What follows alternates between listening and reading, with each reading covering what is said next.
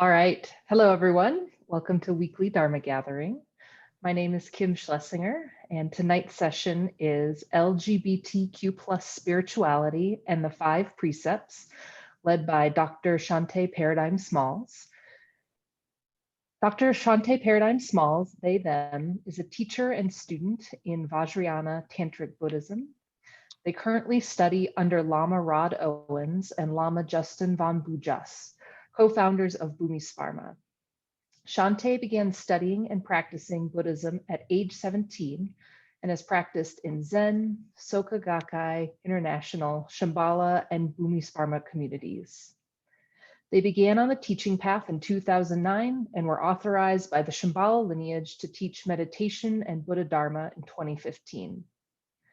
Shanté is focused on the healing impact of meditation in Black and Indigenous communities, people of color communities, LGBTQ plus communities, and incarcerated and recovery communities. Shanté is a teacher on the Liberate app and is a lead teacher on Weekly Dharma Gathering, which they co-founded and curate. Shanté identifies as a Black Indigenous person who is queer and genderqueer. They live on Canarsie Munsee Lenape Hoking territory, Brooklyn, New York. Thank you for being here tonight, Dr. Smalls. Please teach us. Thank you so much, Kim. It's nice to meet you over Zoom, seeing your name. So thank you for tech hosting tonight. And it looks like this is going to be mostly for people who watch the recording later. So that's awesome. There was an interactive part, but now I have to rethink that because we don't have any live participants. So I hope everyone is out or was out enjoying the incredible, well, in some parts of the US, it's very hot. Some parts it's wet, some parts of the world, there's still a lot of active COVID. So wherever you are, I hope that you are safe and healthy and sane. So June is many places is recognized as International Gay Pride Month, LGBTQ Pride. It's also Black History Month, Black Music Month, as well as many other days and holidays and days of recognition are celebrated. And I was thinking about as when I had signed up to teach about, what did I want to really talk about in relation to the Dharma, of course, so in relationship to our embodiments and our lived experience and our kind of subject positions, as it were, our social locations, as some people call it. And I really wanted to think about the relationship between the 5 precepts, or kind of the 5, you could say 5 codes or ethical statements to live by when one officially becomes, a lay Buddhist, but also monastics. And I wanted to think about particularly, queer and trans spirituality. And sometimes, for me at least, in thinking about thinking about all the Pride events, although there was on Juneteenth, there was a Meditating for Black Lives event at the Brooklyn Museum, and there were a lot of queer folks leading that. But there's there's often this kind of spirituality is part of rebelling against oppressive forces, or it can be. A lot of times folks think of religion or spirituality as being in cahoots with oppression, particularly oppression against queer and trans people. But I'd like to talk a little bit about the kind of, embracing spirituality and thinking about the 5 Buddhist precepts. So there is going to be a little interactive part now that we have 2 folks on live. So if you just a pen and paper or something to write with, eventually we will we'll do that. So first I want to just say a little bit something about what I mean by LGBTQ spirituality. I think what I mean by that is reclaiming the kind of positions that are often signaled to when talking about kind of a different social and social communities, that how they've kind of placed what we now call sort of like queer and trans folks in their communities. So in the West African context, there's the griots, who were often seen as it was more kind of based on gender, so that we might call those people sort of in the trans umbrella, but they also were often in same-sex relationships. So these people were often seen as being able to embody or multiple worlds. So they were considered shamans in many ways, and special folks, special people in terms of being able to make connections, right? So they're interstitial in between this, or and of course in the West African context, particularly in like Yoruba and Ifa and other places, there wasn't that the sort of gender or sex binary really didn't come into dominance until the 18th century with British colonialism, right? So the system of thinking about people's roles in the community wasn't sex-based, right? And then of course there are various two-spirit indigenous communities and different names for that, so like in West African context, we have griot or whatever, where these people also were considered being kind of really spiritually powerful because they had kind of a multiplicity. And so there is a way that the, let's say, that religion has been used to tell queer people and trans people and gender nonconforming people that they're kind of outside of the norms of the community, the spiritual norms, right, or even the religious norms, or even the norm. And there is, there's tons of writing and lots of people who are still alive who hold these roles that aren't based on their romantic life, their love life, their sex life, their affection life, their attraction life, right? And it's not seen as a spiritual, being a spiritual leader, not just not just tolerated, but being a leader, being someone who's special in the community. And I wanted to also think about the ways then that kind of corporate takeover. I mean, I've seen a lot of rainbow flags this year, and it feels like the last 5 or so years, there's just rainbows everywhere, June 1st, and then it's like, July 1st, nothing. So it's really become kind of like, even logging onto Zoom, they have like the Zoom logo is like a rainbow. I mean, it's just like ridiculous. And so on the sort of corporate side or pride side, there's a kind of, the emphasis is really on not just forgetting the history of pride, right? That it was like Black and Latinx, sex workers, trans folks, working class people, barflies, butch lesbians, feminine men who were throwing bricks at cops, right? To say no more, not just the kind of total erasure of the kind of, working class, least socially acceptable category like, you know, LGBTQ plus folks, but there's also like this emphasis on kind of bacchanalia without any kind of spiritual um, hedonism. And you know, there's nothing wrong with, you know, sex is great and sexual pleasure is amazing, and but it's all like tied up with kind of a corporate accumulation, escape.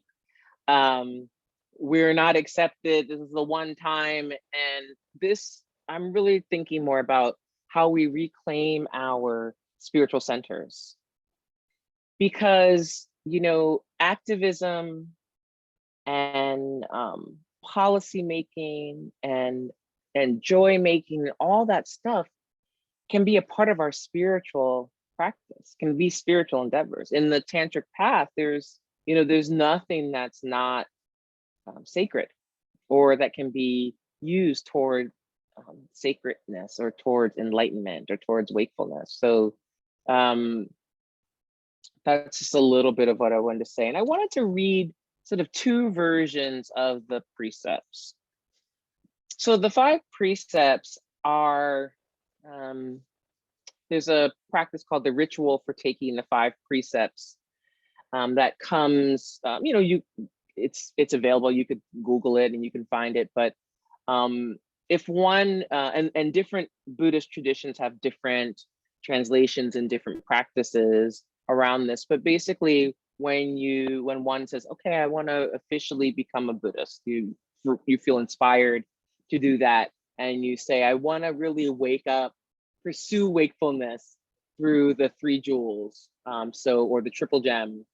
Through the example of the Buddha, who was a human being who woke up and achieved enlightenment in his, you know, by touching the earth. The earth is my witness.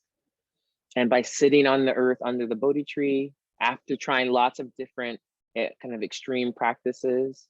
So that's the first jewel. The second jewel of the precious holy Dharma, or just the truth, right? The practices and the scriptures and the words of wisdom, the sutras from the Buddha and the Tantra, the other teachings from other teachers that we can be inspired, can test, that we can think about, that we can study. And then the Sangha, the community of practitioners, or multiple communities of practitioners. So that's the third jewel, the site of conflict, right? The site of putting these things into practice.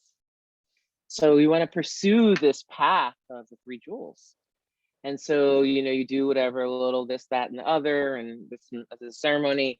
And then in the tradition where I received my refuge vows, which comes from the, you know, some lineages in the Tibetan Buddhist or Tantric Buddhist tradition, there's this practice then that you can do daily called the ritual for taking 5 precepts. And it includes 3 chants. So the first is a short one written by Gampopa, who became a major lineage holder, and he was in the direct lineage of the first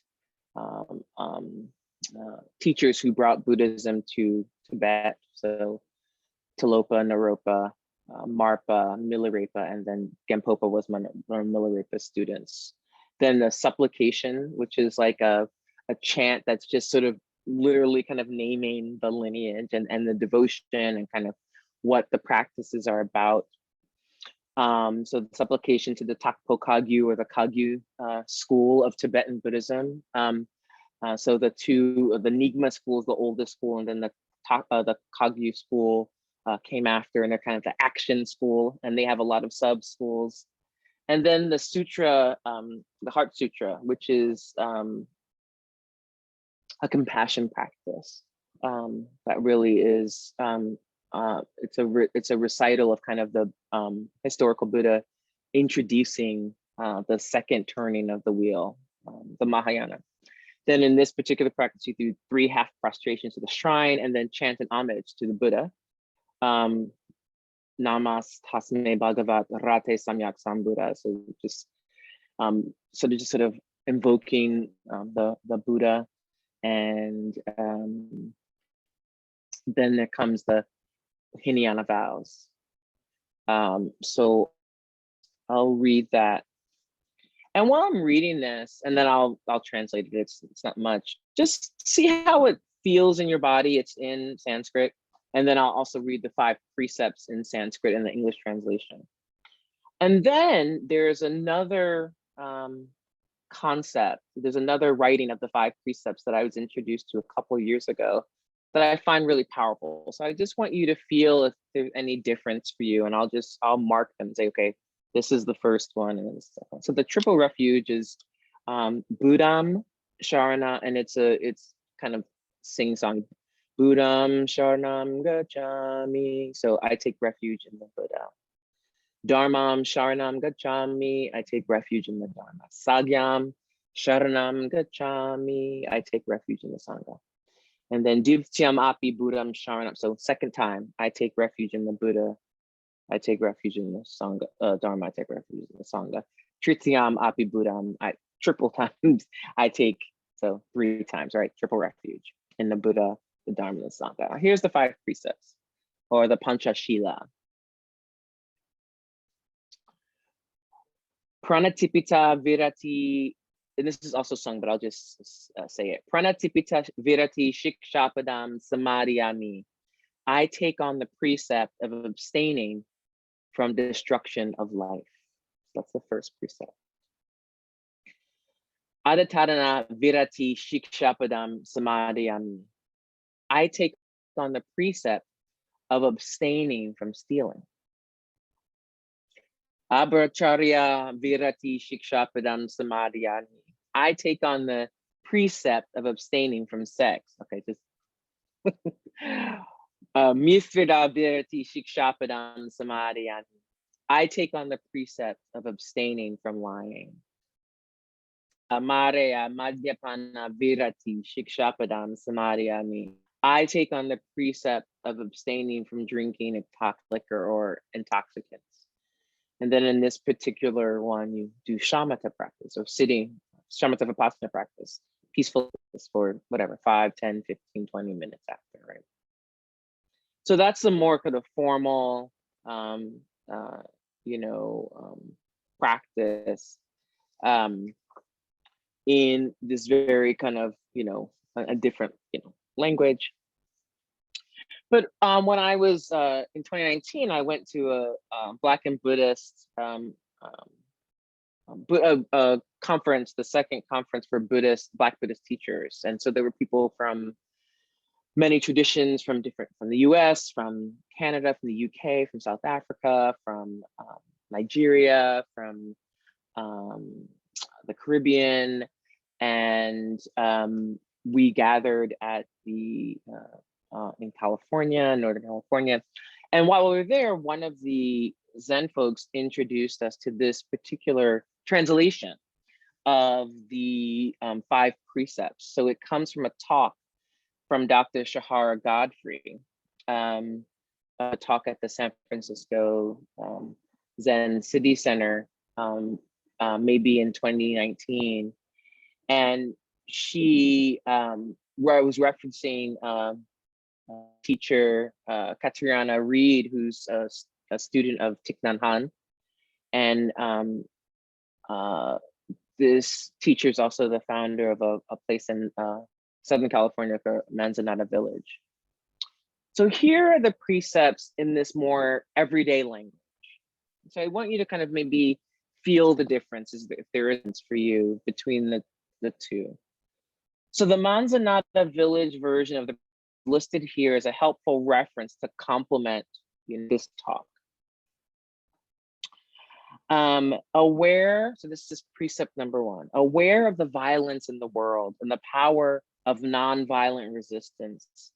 I stand in the presence of the ancestors and generations and vow to cultivate the compassion that seeks to protect each living being. Second, aware of the poverty and greed in the world and the intrinsic abundance of the earth, I stand in the presence of the ancestors, the earth, and future generations how to cultivate simplicity, gratitude, and generosity that have no limits. Number 3, aware of the abuse and lovelessness in the world and of the healing that is made possible when we are open to love. I stand in the presence of the ancestors, the earth, and future generations and vow to cultivate respect, beauty, and the erotic of our bodies. 4, aware of false perception in the world and of the power of living and speaking the truth. I stand in the presence of the ancestors, the earth, and future generations and vow to cultivate the ability to listen and clarity and integrity in all I communicate by my and actions. And 5, aware of the contamination and desecration of the world and of my ready for life as it manifests through me. I stand of the ancestors, the earth, and future generations, and vow to cultivate discernment and care in what I take into my body and mind.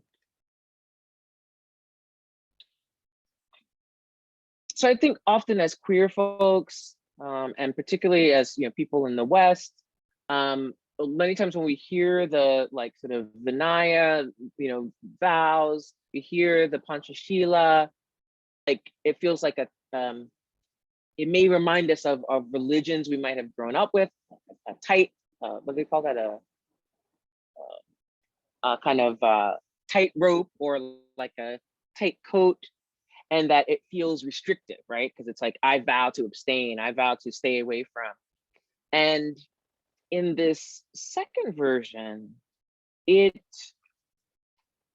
does something different, which is to, in a way, remind us of the preciousness of our connection to earth, to life, to ancestors, and to becoming the ancestor, to future generations. So it's not just me, right? But it's about community. And I feel like that really speaks to, or is a really good connection for, queer folks, that, the building of community based on abundance, based on mutual aid, based on care, based on not taking what's not offered, right? Or not stealing, right? And that's another way I was sort of taught about stealing. It's not just like, oh, there's a cookie and I take it, or a pen at work. And, I went through this whole period in my 20s where I just stole pens from work because I felt unappreciated. And I found out a lot of people did that, and I was like, I had to make amends to my work for stealing, taking what was not, offered. And then I realized I could ask, and then they were like, yeah, you know what I mean? But it was like taking the power back by taking pens and, toilet paper. But, many times in queer and trans activism, or at least in the, maybe last couple of decades, there's been a lot of appeal to the, let's say the oppressors, to let us into their club. And I think, in the spirit of, Marsha P. Johnson and many, many other, queer and trans folks that came before her, and Sylvia Rivera, and, James Baldwin and Audre Lorde, all kinds of people, that there's actually a lot of abundance we can cultivate, right? That's already there in our community, in our spiritual traditions, in our ancestors, right? And in our future generations, in the earth. That the earth, we are earthlings. We are part of this world. We are part of this universe. And that, our spiritual lives and our all of the aspects of our lives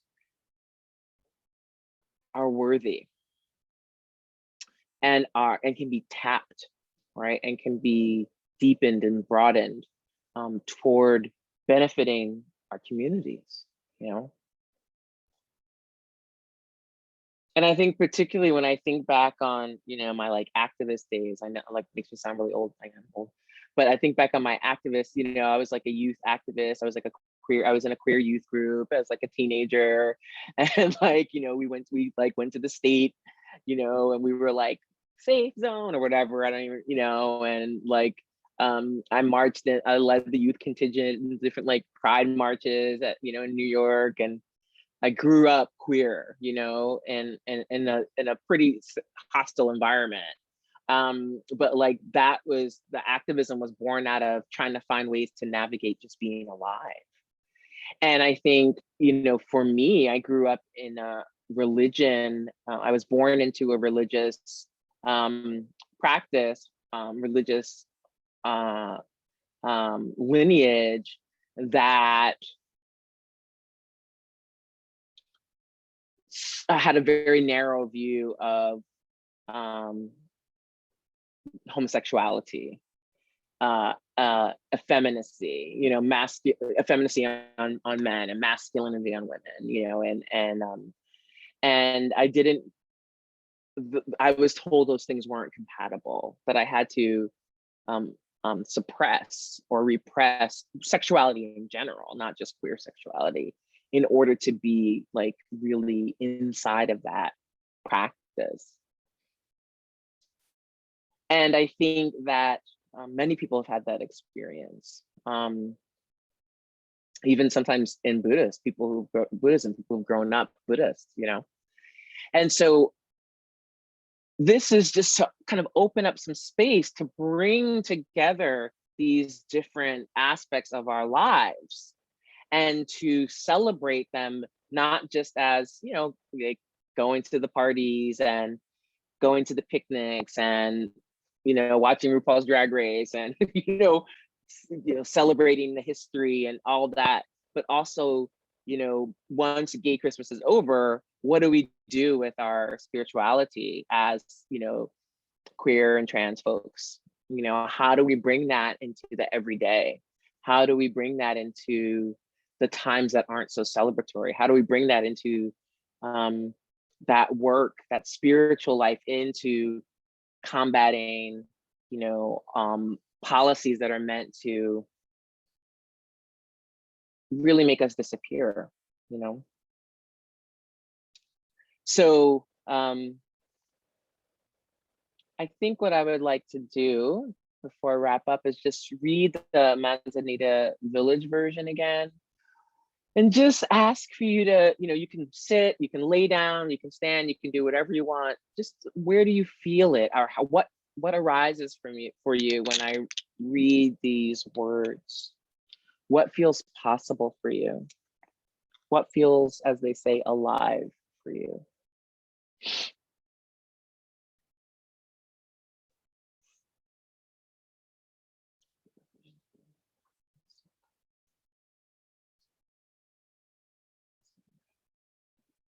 Aware of the violence in the world and of the power of non-violent resistance, I stand in the presence of the ancestors, the earth, and future generations, and vow to cultivate the compassion that seeks to protect each living being. I'm just gonna put this in the chat for you all too.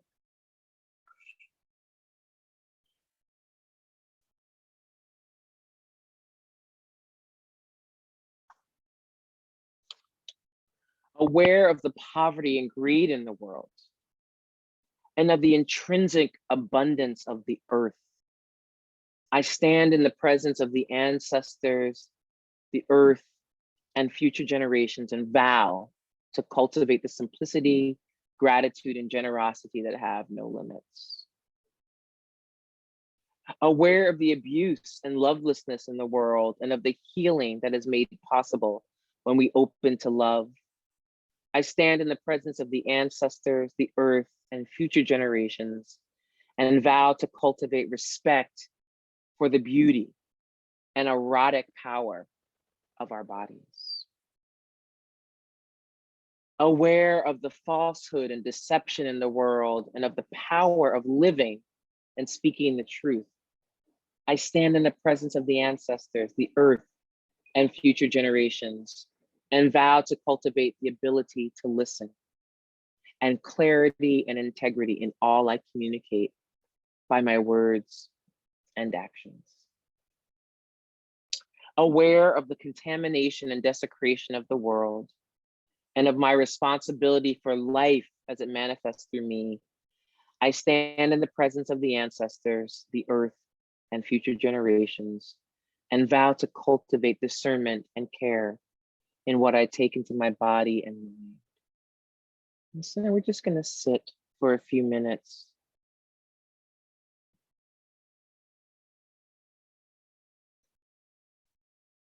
Feeling our body breathing.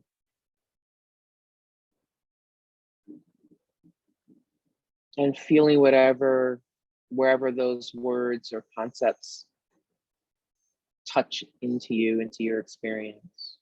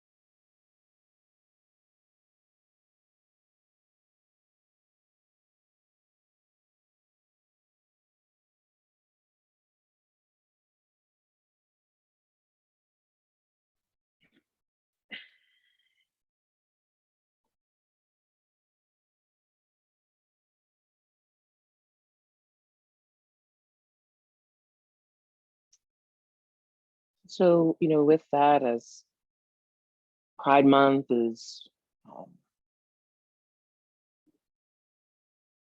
sort of toward the end of Pride Month,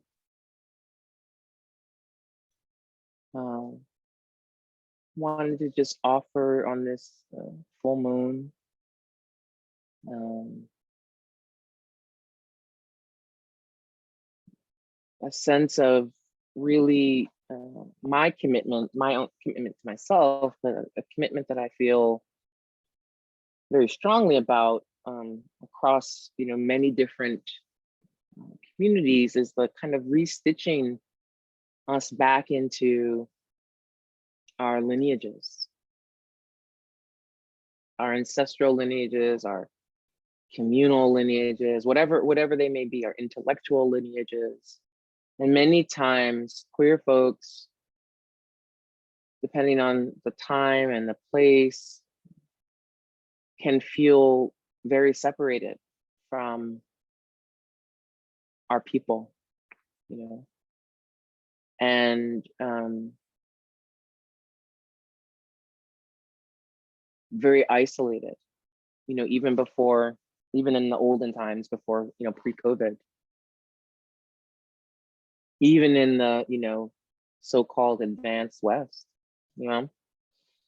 and that there's a way that these practices can help us to never forget that we're part of connection, unbroken connection, even if we don't know the names of some of our ancestors, or we don't know all the lineages from which we emerge, or we don't know all the history that has happened. That we're connected to the earth and to the ancestors and to future generations. And we can really, call on that power.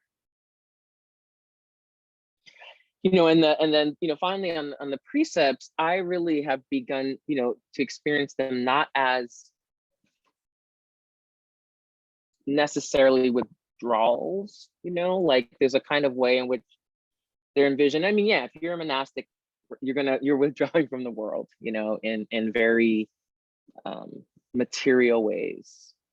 But they're also, they have cell phone. I mean, I have a very good friend who's monastic, and we're constantly texting, but, and their practice is really for us, for the rest of the world. But these precepts to me are reminders of how to be a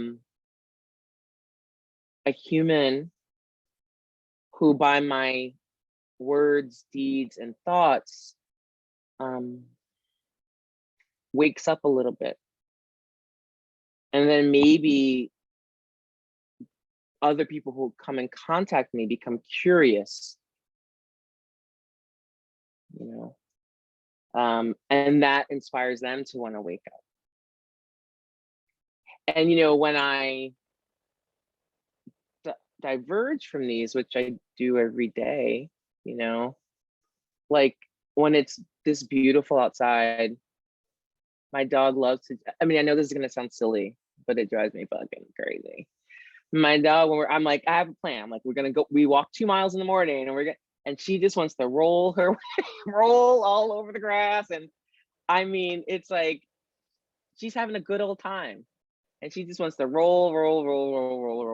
And I'm like, we need to walk, and I caught myself, I was like, what is wrong with me? And so these can be good reminders, just like, just enjoy, right? Just enjoy this life, this breath that's in your body, this breath that's in this being who won't be around forever, who's already, 11 and a half. And it's a reminder for me to come back to my commitments, my commitment to wakefulness. So with that, I'm gonna stop there, and I'd love to hear any questions you have about the precepts, or anything I mentioned, or any comments or any thoughts. Yeah.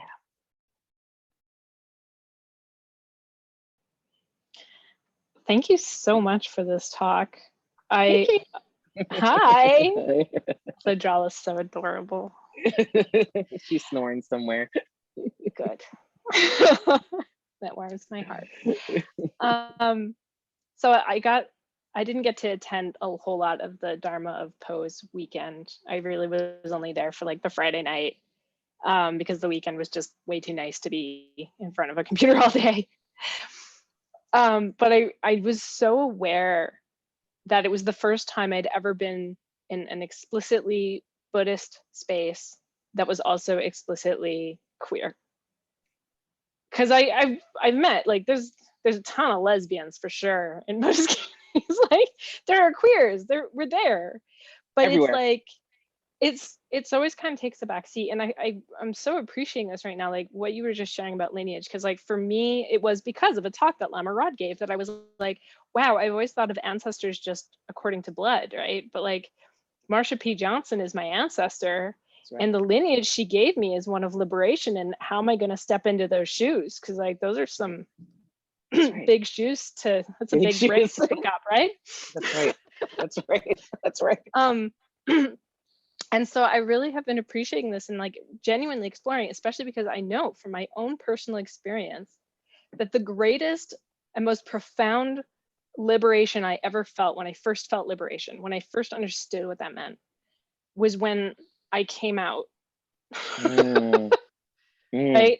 And then it was building community with others and creating a space where, because like, again, because when I came out at 14, right? Oh, baby Kate. Baby, yeah. Many years ago, 22 years ago. It's weird. Hurts my brain to think it's that long. There was one day a year where I felt completely safe and comfortable and totally held in my queer identity. And that was on the Pride Day. And it was for the few hours of the parade and the festival in my city, which is like also an ultra conservative city. It was a small deal, but like that bubble meant so much to me. And that feeling motivated me to create a not-for-profit for queer and trans youth so that they could have that space more than just once a year. And I look at it now and I was like, it's great that like now this whole month just sort of became the queer month, or like gay Christmas, as you but you're right, it's like there's that point when something becomes popular that you lose the human connection, right? Like it becomes commodified. And how do I hold the liberation? Like queer liberation is like, that is my spirituality. It's always been my spirituality. It's a thing. Always. It's real. Yes. And that thing you said about, I mean, yeah, when I, so I was 15 and I was like, reading books in the library, horrible, the well of loneliness, everyone commits suicide, or all the gay men, I don't know, get married. But I was like, I recognize myself, and finding out movies and bookstores, like, so, a different light, and, all these, when I would go to like gay bookstores, and, and I was lucky, I did have a youth group, but that it was liberation. I was like, I was living in a lie. And then something happened and I was like, I'm going to be free. And that freedom made me really happy. Yeah. And so I think that, what happens is then a lot of times we get, with anything, like we get caught up, we get put onto the kind of conveyor belt of the thing. So it's like I had my freedom rings and whatever else it was, like, listening to the Indigo Girls and like reading poetry, like, and I will watch the L word, even though it's trash. And all that's great, but I think there's like a kind of, particularly now, particularly maybe, really the late part of the last century to, we're in the early part of this century. It's really, there's like so much, there's so much like fracturing, so like, I think about, I have like a gay dad. He's not my biological father, but I met him when I was in my 20s, when I moved to back to New York. And we met at like the LGBT center. And I was like, this man knew Marlon Riggs and, Joseph Beam and all these amazing Black gay men who all were dead, because of AIDS. He survived the AIDS crisis, the early 80s, mid 80s and 90s AIDS crisis. And he's a wealth of, Black gay male knowledge, and he's a boomer, and we have this relationship, and I'm the executor of his, it's like, he's my dad, and that kind of connection, like that kind of work, that kind of relational stuff is still so important. And to learn from my elders and then my peers and then, teach the babies or whatever. But I do feel like the spirituality, the aspect of queerness and transness as a kind of spiritual doorway has really been lost in the pursuit of rights, and it's like, doesn't have to be one or the other. There can really be a more expansive notion of that. And the thing you're saying, so when I talked to Rod and, they were doing the post stuff, I couldn't, I registered, but I couldn't join in teaching because I was traveling. But, there's, now I know the Insight they did the first, trans retreat September 2019, and then there's the book, there's a couple of books on like queer and trans Buddhism, and there's there's queer Dharma, and there's lots of different spaces that there's like Karuna or something, there's different spaces that understand that social location as a doorway into these spiritual practices. And lots of ironically, churches have been doing this for a long time. There's a whole, my ex-wife like used to belong to I forgot what it's called, the metropolitan, whatever, the one of the gay church communities. And so these things are there, and I think sometimes in convert Buddhism, there's a kind of thing of like, none of that matters. We're just here to, and it's like, it totally matters, because wakefulness doesn't look the same for everyone, so we have to attend to the relative reality for people, right? That's how you like get them interested in waking up. It's not, imposing something else. So yeah, it feels very necessary. So thank you. Glad you're here. Thank you. Happy Pride. Hi. Hi.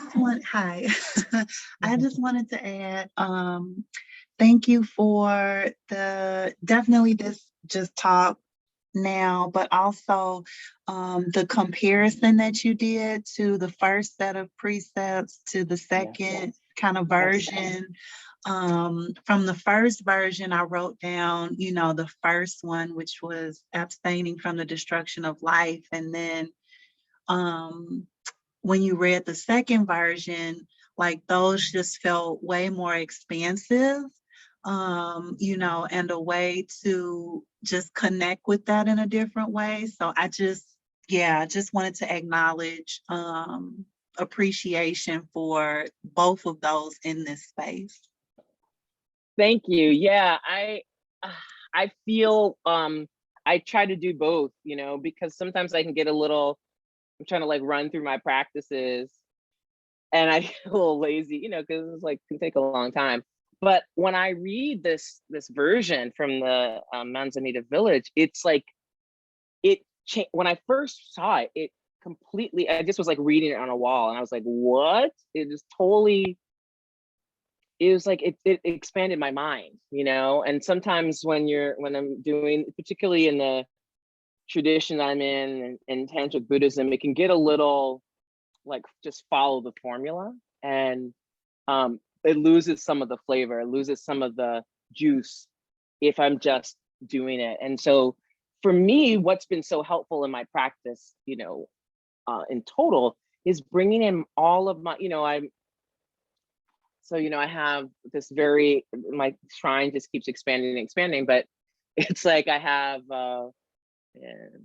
like an ancestor shrine and a protector shrine. It's like Harriet Tubman and James Baldwin, and and I like bring gospel music into my practice, different practices, and the things that get me connected, and this version is really about reminding me of the abundance, but also reminding me of my role as a like protector, or as a person who can help manifest, bring these things into being, and so that's really helpful. Sometimes it's like, okay, abstain from lying. What does that really mean? And then it's like, well, this talks about listening, clarity and integrity in my communication.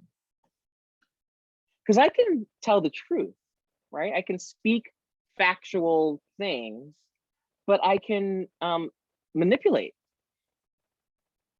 or I can use different kinds of tones, or I can say one thing and do another, and this kind of gives me an opportunity to be like, it's not just about being good, but it's about it's about thinking about relationships.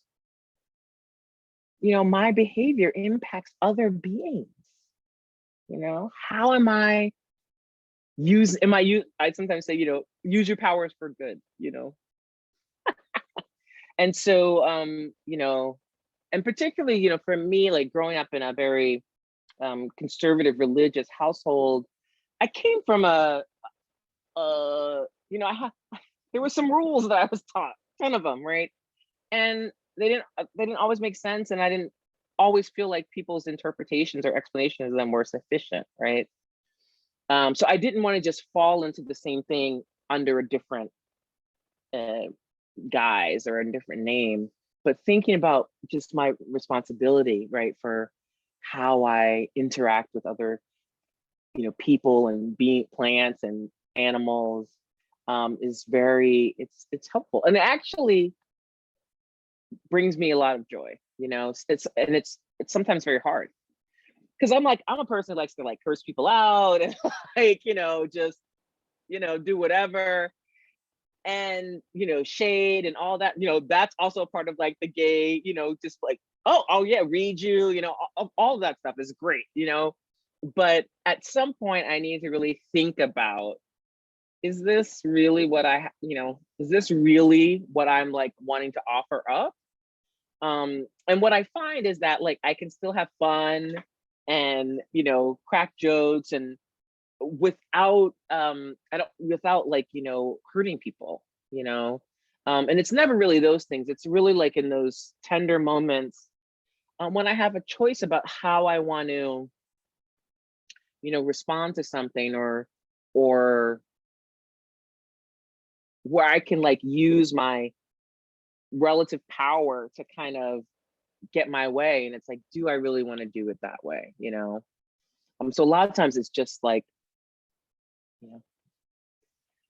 so I'm also continuing to seek out these ways of honoring and connecting to my ancestors, all of them, right? Known and unknown, related and kin and not kin, blood and not blood, all that stuff. So yeah, thank you so much for being here. Appreciate it. Thank you.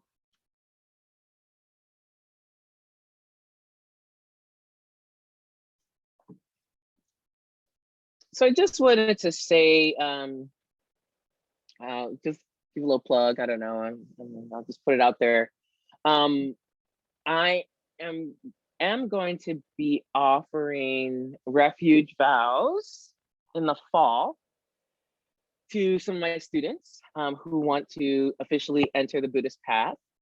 And so I'm kind of putting that curriculum together now. So if there are people who are curious about what that means, I've been kind of including that in my monthly newsletter for the last couple of months, but curious about what that means, and if that sounds interesting but also scary, that's something I'm happy to talk to folks about. If you've been maybe thinking about wanting to officially enter the Buddhist path, what that entails, and what that what that looks like. So it'll be done on Zoom just because people are in different places.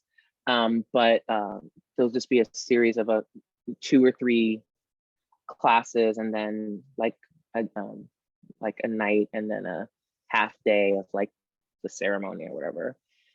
So that'll be I think I'm asking people to let me know by mid-August if that's something they're interested in. So just if that's something you're thinking about and you haven't done it, both people who are here and future audience can always reach out to my assistant at shantéparadigm.com. Her name is Daisha.